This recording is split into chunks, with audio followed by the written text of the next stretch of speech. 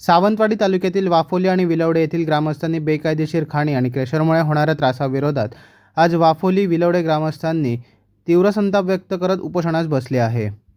28 February 2026 रोजी झालेल्या संयुक्त बैठकीत तहसीलदारांनी खाणीची पाहणी करून अहवाल येईपर्यंत ब्लास्टिंग बंद ठेवण्याचे आदेश दिले होते. तरीही ग्रामस्थांना कोणतीही पूर्वसूचना न देता खाणी पुन्हा सुरू झाल्यामुळे संतापाची लाट उसळली आहे.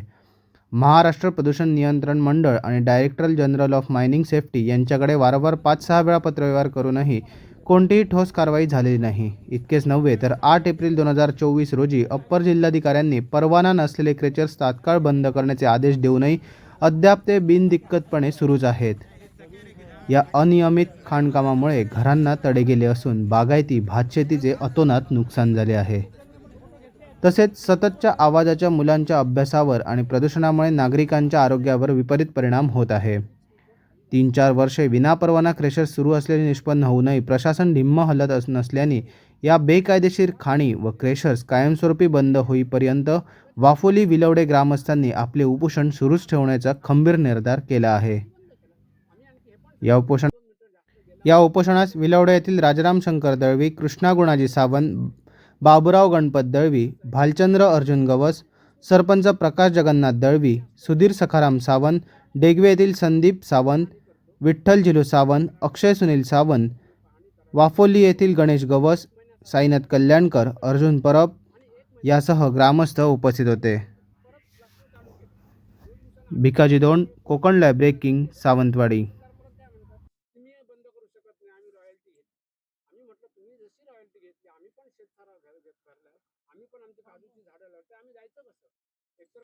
आज आम्ही या विलवडे गावात आलो. इथे क्रशर आणि क्वारीजचा फार मोठा प्रश्न, गंभीर समस्या निर्माण झालेली आहे आणि इथले गावकरी त्याच्याच विरोधात आंदोलन करतात. तर त्यांच्या समस्या जाणून घेण्यासाठी आणि त्यांच्या आंदोलनाला समर्थन देण्यासाठी आज आम्ही आलो आहे. तर इथे येऊन मी इथल्या लोकांचे जे काही प्रश्न आहेत ते समजून घेण्याचा प्रयत्न केला. फोटोज बघितले, इथे काही लोकांचे ब्लास्टिंगच्या वगैरे ज्या काही समस्या आहेत त्या पण जाणून घेण्याचा प्रयत्न केला. तरी समस्या फार गंभीर आहे. कुठल्याही क्रशिंग साईटला किंवा क्वारीजला रात्रभर काम करण्याची परवानगी नसते, फक्त त्यांना दिवसा काम करायची परवानगी असते. सकाळी 6 ते संध्याकाळी 5-6 पर्यंत, सूर्यास्त होईपर्यंत त्यांना काम करायची परवानगी असते. पण त्याच्यानंतरही लोकांनी मला इथे सांगितलं की ते ट्रकची वाहतूक होतीये. इथे कुठल्याही ट्रकच्या वाहतुकीवर कुठल्याही प्रकारचे निर्बंध टाकण्यात आलेले नाहीयेत. टार्पोलिन शीट्स त्या ट्रकवर टाकण्यात येत नाही किंवा किती ट्रक येतात त्याच्यावर काही बंधन नाहीये. परत इथे पाण्याची फवारणी वेळच्या वेळी केली जात नाही. गावाची घरं आहेत ती अक्षरशः स्टोन क्वारीच्या बाजूला आहे, अशी अवस्था आहे.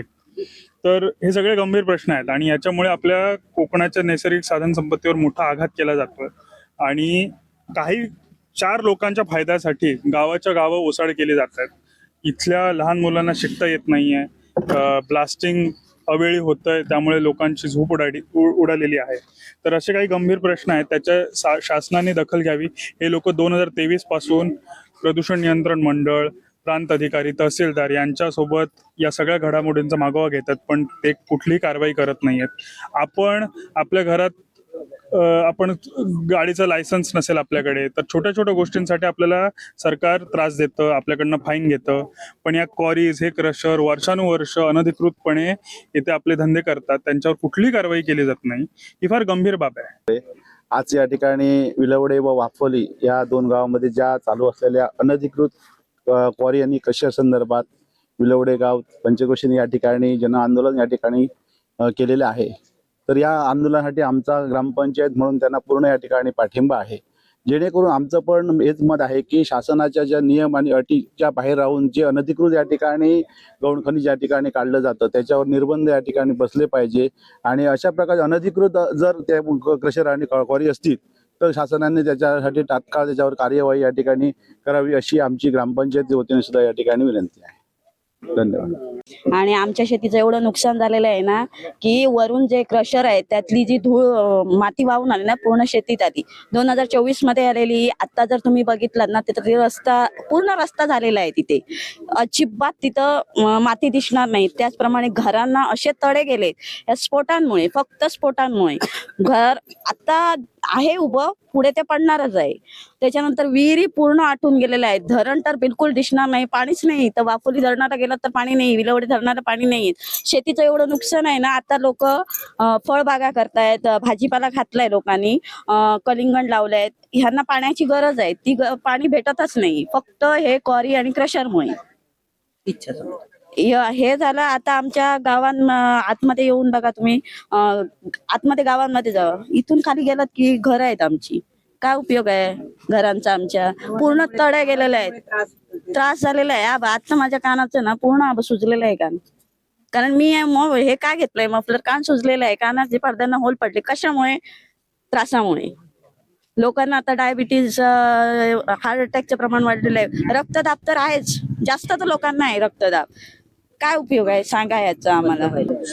येथे आम्ही राहतो, एवढा वेळ झाला, इतकी वेळा आम्ही शासनाला सांगतो, तहसीलदारांना सांगितलं, कलेक्टर झालं, सगळीकडे झालं, ग्रामपंचायत मध्ये उपोषणाला पण बसलो, पण आमच्यासाठी हे शासन काहीच करत नाही. याचं खरं तर आम्हाला दुःख वाटतंय. का आमच्यासाठी असं करत नाही? कारण आम्हाला रोजचा श्वसनाचा त्रास होतोच आहे. माझ्या बघा कानाच्या पड्ड्याचं ऑपरेशन केलंय मी आत्ताच, कारण ह्या आवाजामुळे सततच्या कानात झुमलेलाच असतो आवाज हा. ब्लास्टिंगमुळे विहिरीला तडे गेलेलेच आहे, घरांना तडे गेलेलेच आहे. असं वाटतं आता घर पडतं की मग पडतं. ज्यावेळी आम्ही जेवणाला बसतो त्यावेळी असे कौलं उडतात आणि त्याच्या जेवणामध्ये माती अक्षरशः अन्न आम्ही ते टाकून देतोय. आमची शेती तर आम्ही करतच नाही, कारण ती गेलेलीच आहे माती आणि डसमुळे. आम्ही दुसऱ्याची खंडाला करतो, ते पण आम्हाला सुखाने अन्न खायला देत नाही. हे का म्हणून? आणि का आम्ही हे त्रास सहन करायचे? हे शासन काहीच आमच्यासाठी करत नाही, याचं दुःख वाटतंय. हे बंद व्हायलाच पाहिजे. आणि आम्ही कुठेही जाऊ लागलं तर आम्ही जाणार आणि हे बंद करणार म्हणजे करणारच. मी बोलणार आहे तो आपल्या विलवडे गावच्या उदरनिर्वाहासाठी होणाऱ्या गरजेच्या याच्यावरती. म्हणजे आमचा गाव सर्वप्रथम शेतीप्रधान गाव आहे आणि इथे जो विलवडे गावात राहील त्याला क्वारी, ब्लास्टिंग, क्रेशर याची काही गरज नाही. विलवडे गावात भाजीपाला, शेती, काजू बागायतदार, माड, सुपारी यासारखी झाडं केली असतील तर त्याच्यावर आपलं उदरनिर्वाह होऊन, मुलांचं शिक्षण होऊन चांगल्या प्रकारे उदरनिर्वाह होऊ शकतो असं मी जाहीर करतो आणि माझे 2 शब्द पूर्ण करतो.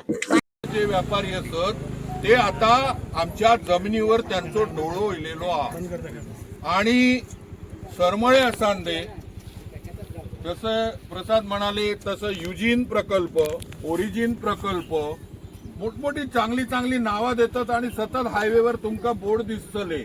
पण याचा अर्थ असा की हा जो सिंधुदुर्ग जो तुमच्यासारख्या लोकांनी जपलेला पिढ्यानपिढ्या, तो सिंधुदुर्ग आज पूर्णपणे गिळंकृत व्हायची सुरुवात झालेली आहे. आणि हय म्हाका दिसतात जे भगिनी वर्ग जमा झाले तर माझा विश्वास आहे की सिंधुदुर्ग कोण वाचवतले? ते पुरुष वाचवतले, पण त्याच्याहून जास्त महिला वाचवतले.